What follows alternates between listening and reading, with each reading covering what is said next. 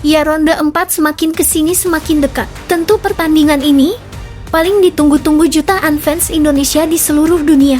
Jika ada dua pertandingan yang akan menentukan arah takdir timnas Indonesia menuju Piala Dunia, maka tanpa ragu, kita akan menjawab pertandingan timnas Indonesia versus Arab dan Irak. Ini bukan hanya tentang sebuah laga, ini adalah pertandingan hidup dan mati bagi para punggawa Garuda. Jangankan dua kekalahan, bahkan dua hasil imbang pun bisa menjadi mimpi buruk. Sebab itu bisa menutup peluang bagi timnas Indonesia menembus mimpi ke Piala Dunia. Bukan berarti kita pesimis, kita justru realistis. Target mengejar dua kemenangan sekaligus tampaknya memang berat, maka target paling realistis saat ini ialah menang melawan Arab dan imbang melawan Irak. Karena pertandingan melawan Arab dan Irak itu akan menjadi pertarungan nasib penentu arah sejarah dan momen krusial yang akan mengguncang masa depan sepak bola Indonesia. Lalu, siapa sajakah yang layak mengemban tanggung jawab terbesar dalam sejarah sepak bola Indonesia? Siapa 11 pemain terbaik yang akan berdiri di garis depan saat Garuda melakoni ronde keempat dalam dua laga hidup mati penentu nasib menuju pentas dunia? Maka inilah prediksi mengerikan lini up timnas Indonesia versus Arab Saudi.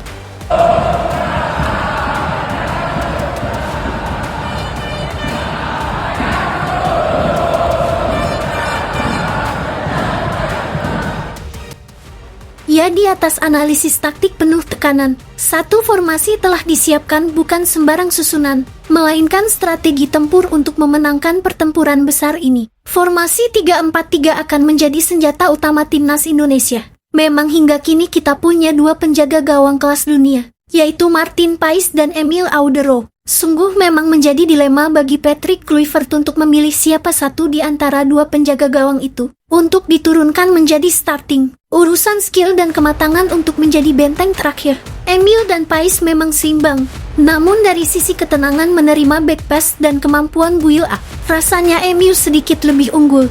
Maka untuk round keempat nanti, rasanya penjaga gawang Garuda adalah Emil Audero. Ini bukan hanya menjadi laga hidup mati bagi timnas, tapi bisa menjadi pertandingan paling menentukan dalam karir seorang Emil Audero. Bermain di tanah musuh, disaksikan puluhan ribu supporter lawan. Dan dalam pertandingan itu pula, akan menjadi pertandingan yang bisa mengubah sejarah sepak bola Indonesia. Emil datang bukan tanpa kontroversi, meski dukungan supporter terus mengalir. Terlebih lagi ia menjadi satu-satunya pemain timnas di musim depan yang akan bermain di Serie A bersama Cremonese. Namun, tak bisa dipungkiri, ia masih berdiri di tengah pusaran keraguan dan kritik serta rasa sakit para supporter yang masih teringat akibat ucapan sang ayah. Emil tetap berdiri dan justru disitulah letak kisah besarnya. Maka lihatlah nanti di balik pundak Emil, harapan 280 juta rakyat Indonesia bergantung padanya. Di garis pertahanan kita akan berdiri tiga tembok kokoh, yaitu Rizky Ridho, J. Izzas dan Justin Hubner. Tiga sosok yang tak hanya bertugas menjaga benteng pertahanan Garuda, tapi juga menjaga kehormatan bangsa. Mereka bukan hanya bermain sebagai defender, mereka adalah benteng terakhir, para gladiator yang berdiri sejajar, bahu-membahu demi harapan untuk melihat bendera Indonesia berkibar di Piala Dunia 2026.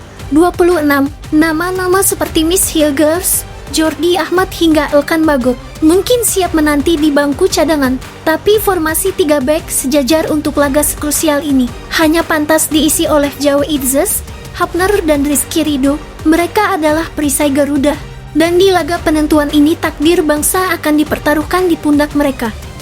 Di posisi fullback kiri dan kanan, timnas akan ada nama Calvin Verdong dan Kevin Dick. Saat kita menoleh ke sisi lapangan, dua sosok inilah yang bisa menjadi pembeda antara kemenangan dan kehancuran. Duet Kevin Dick dan Calvin Verdong, duet yang saat ini bisa disebut sebagai kombinasi terbaik yang dimiliki timnas Indonesia di sektor sayap pertahanan. Kini kita melangkah ke jantung pertempuran zona tengah lapangan, tempat di mana arah laga ditentukan dan nasib sebuah tim dipertaruhkan. Di sektor ini hanya akan ada dua penggawa yang berdiri tegak, Tom Haye dan Joy Pelupesi. Dua otak, dua mesin, dan dua peran yang berbeda namun saling melengkapi. Yang satu adalah arsitek, yang satunya lagi adalah penghancur. Tom Haye adalah sang kreator otak serangan timnas Indonesia, sementara Pelupesi adalah penjaga gerbang terakhir sebelum lawan menyentuh jantung pertahanan kita.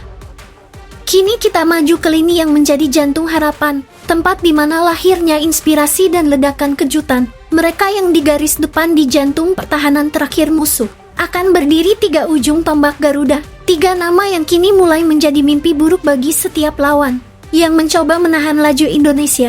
Ragnar Oratmangun, Ole Romani dan Mauro Ziostra. 3 pemain yang bukan hanya menjadi penyerang, tapi simbol dari karakter baru timnas Indonesia. Karakter yang tangguh, tak kenal lelah, dan siap bertempur dari peluit pertama hingga detik terakhir.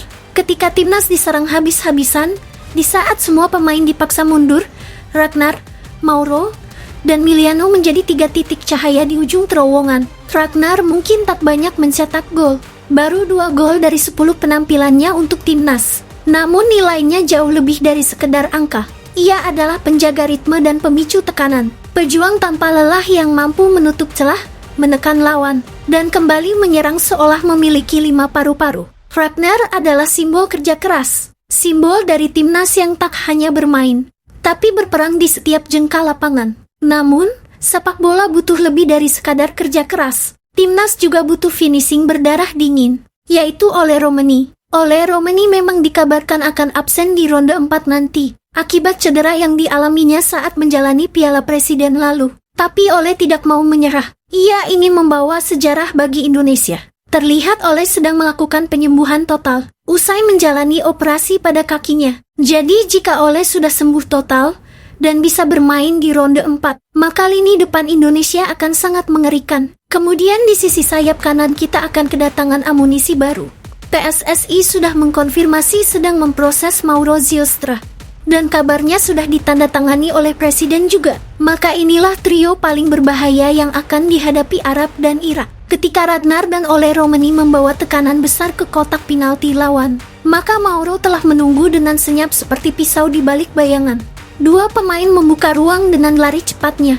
1 mengakhiri cerita dan cerita itu akan kita tulis bersama dengan tinta emas di panggung dunia. Maka inilah prediksi starting line up di ronde keempat nanti. Kesebelasan terbaik yang dimiliki oleh timnas Indonesia untuk mengukir apakah mimpi itu bisa menjadi nyata. Dan kini semuanya menuju 1 titik dalam 2 laga dan dalam 1 stadion megah bernama King Abdullah Stadium. Dan tentu saja 1 kesempatan emas terbaik dalam sejarah yang tak boleh disia-siakan. 2 pertandingan itu bukan hanya pertandingan hidup mati. Itu adalah pertaruhan martabat, harga diri, dan masa depan sepak bola Indonesia. Ketika peluit dibunyikan di King Abdullah Stadium, dunia akan menyaksikan bahwa Merah Putih bukan lagi tim penggembira, tetapi pasukan yang siap mengguncang dunia. Kita tak datang untuk menonton sejarah, kita datang untuk menulisnya dengan air mata, keringat, dan semangat yang tak pernah padam untuk Indonesia, untuk mimpi yang tak pernah padam. Inilah saatnya untuk Garuda membuktikan diri. Dan dengan semua itu kita takkan berhenti untuk menggaungkan. Bersiaplah dunia, Indonesia akan menerkam.